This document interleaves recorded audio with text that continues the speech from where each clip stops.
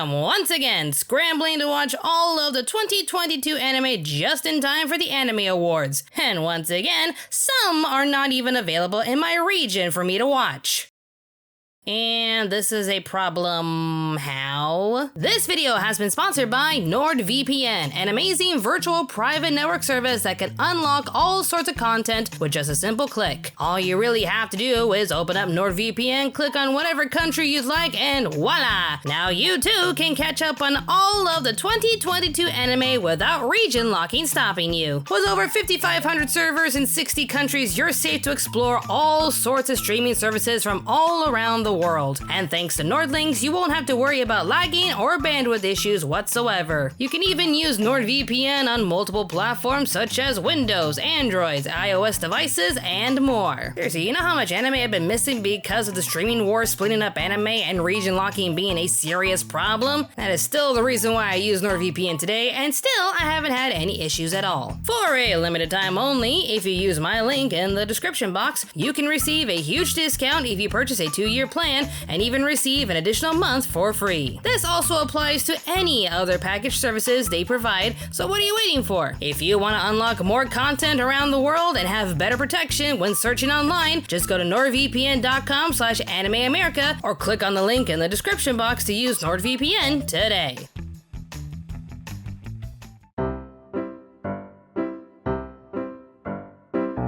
So I just saw a clip of Team Rocket trying to catch Koraidon from the Paldea region. I guess that means Ash really is the only one leaving. And we can keep our lovable trio of failures that we still love today. You know, I was honestly thinking about making a quick video talking about them, but I want to share with you all my brand new hobby. Yeah, it's a little thing I like to call bone picking. Welcome back to First Episode Impressions, where I watch the beginning of a show and feel the need to rant about it. As I'm getting ready for the Anime Awards, I find myself yet again trying to catch up on all the anime I didn't watch throughout 2022 at the very last second. I keep telling myself I'd do better each year, but here we are. While some of the 2022 shows were hits, misses, and downright forgettable, I found one particular anime that could have had great promise for its idea and characters. But it's turning out to be my #1 candidate for most disappointing anime of 2022. I'm already getting Wonder Egg priority flashbacks here. This isn't fun. I'm going. But at the very least, I didn't have to waste my time watching the rest of this series to know if it was going to be good or bad. I don't know, it's just sad knowing that it really didn't have to be this way, because the idea was actually pretty good. This is Tomodachi Game, a story that started off as a manga series conceptualized by Mikoto Yamaguchi, while written and illustrated by Yuki Sato. This was a story released back in 2013, and even had a live-action adaptation made back in 2017. But it eventually got a 12-episodic adaptation produced by a relatively new studio called Okuroto Noburo. They've made a handful of other titles that I remember being bland or just having terrible writing, which honestly says a lot for this show. Speaking of which, the story was pretty good at first. It stars a high schooler named Yuichi Katagiri working hard to save enough money for a high school field trip with his 4 bestest buddies in the entire world. I'm not even exaggerating. Yuichi just loves and cherishes the sanctity of friendship that he holds his best friends on some sort of pedestal or something. The 5 of them are getting ready and are very excited for their field trip, only to hear that someone stole all of the money the class accumulated to pay for it all. 2 of Yuichi's friends are being accused of stealing the funds for themselves, and this causes them to not come to school for a while. Out of the blue, Yuichi gets a letter to meet with one of his friends at their school, only to see all of them waiting for him, even though he wasn't the one who summoned them. The 5 of them are suddenly kidnapped, however, and taken to a mysterious facility hosted by Chucky's long-lost cousin, I would assume. Hello. You're going to play a simple game with me. Sounds like fun, right? Kill it with fire! This freaky looking doll is meant to look like an old anime character from a show that was canceled for its extreme content, Manabu-kun. You know, I'm honestly more interested in his anime than this one that I'm watching right now, because look at him. That thing's seen some things. He's seen some crazy things in his life. Tell me your story, Manabu-kun, I'm interested. Hello?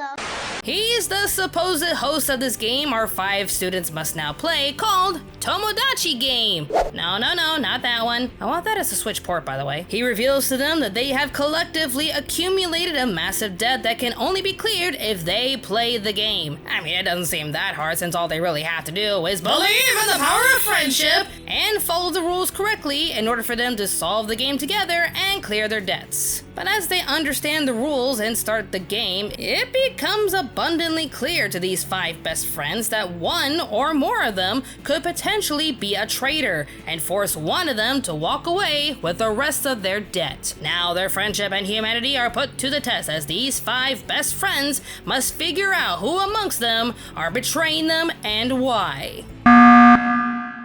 What? I couldn't help but put an Among Us joke in there. This whole situation seems a little, sus. Okay, I'm just gonna stop. Off the bat, Yuichi carries this show. He has such high standards in regards to friendship that the mere thought of someone betraying them is earth-shatteringly disheartening. Call him Sora from Kingdom Freaking Hearts for crying out loud, because his friends are his power. So of course, when the first round of the game is setting their last friend up for failure, Yuichi starts to act purposefully obnoxious, jesting over how his own friends could never throw their own under the bus, that they would never betray their own friends like this. With how the rules are made to easily benefit others while forcing someone else to fail miserably if they decide not to look out for each other, Yuichi questions how and why this could actually happen. He's the moral compass trying to make everyone remember how close their friendship is while working around the rules to make sure whoever is the saboteur feels incredibly guilty for what they're trying to do. Which begs the question,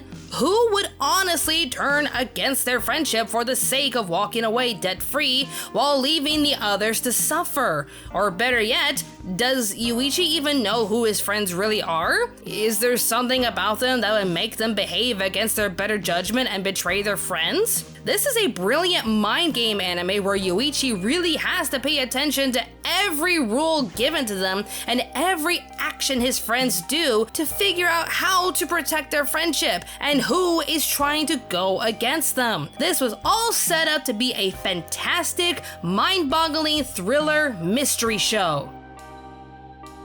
But then these two just had to show up and ruin everything. I'm not even going to say who they are because in my eyes, these are the exposition ladies. Seriously, just take these two out of the story and you'd have a significantly better story. So we know that these 5 were literally kidnapped and thrown into a strange facility to play the Tomodachi game. Who the kidnappers are and why they're forcing these kids into the game should be the biggest mystery.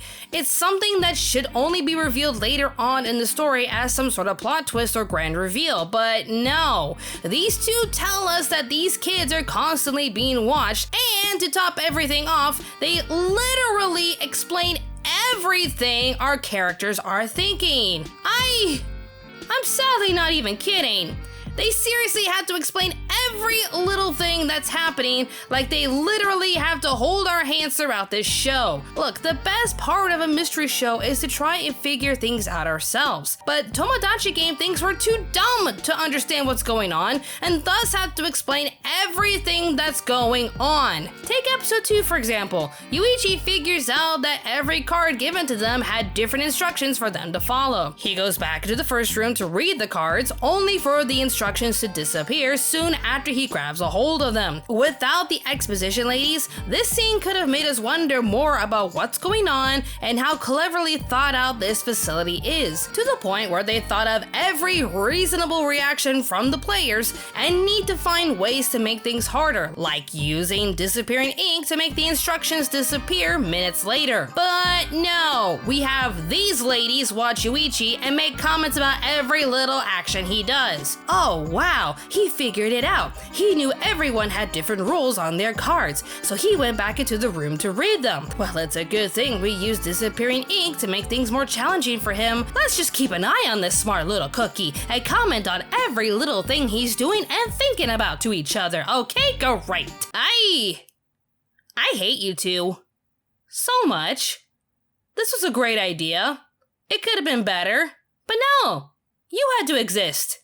This whole thing is ruined because of you. Like, seriously, What gives? I'm seeing a sad pattern where anime slip in quick introductions and narrators in order to make us understand what's going on instantly. There's no time for us to get to know the characters or understand for ourselves what's going on anymore. Instead of just showing us how great the ideas are, we have characters and narrators holding our hands to tell us why this is such a brilliant idea, and that completely ruins the immersion. What was that #1 rule when it comes to storytelling? Oh yeah, show, don't tell. This old and forgotten rule of storytelling is what's completely ruining everything about Tomodachi Game. Not even the remarkable Yuichi with his behavior, motivations, and actions can save us from the exposition ladies, and that's just sad. You know, I could just go on and on and on about how I'm just done. I'm just done with expositions and poor story pacings in anime, and it's all due to narratives constantly telling us and not showing us. But I'd rather save that discussion for another video. Believe me, I've got a lot to rant about anime nowadays, but in the meantime, let me know what you think of Tomodachi Game. Do you think the exposition ladies actually help the story or just ruin the mood? Leave your answers in the comments down below. And there's still a bit more I need to watch from the 2022 anime lineup, so just follow me on Facebook or Twitter for more updates on the Anime America Anime Awards. Before we end the video, I just want to give a huge thank you to my Patreon supporters for helping me keep this channel alive. I can continue to make the videos that I want to make, and it's all thanks to your amazing generosity and support. If you'd like to help the channel, please consider subscribing to our Patreon page or even joining the Anime America membership group here on YouTube. No worries if you can't, but if you still want to support us in any other ways, be sure to leave a like on this video, leave a comment down below, and share this video on any social media platform where you thrive. Thank you all so much for watching this video and for your amazing support. More awesome videos will be on the way, so stay tuned to Anime America.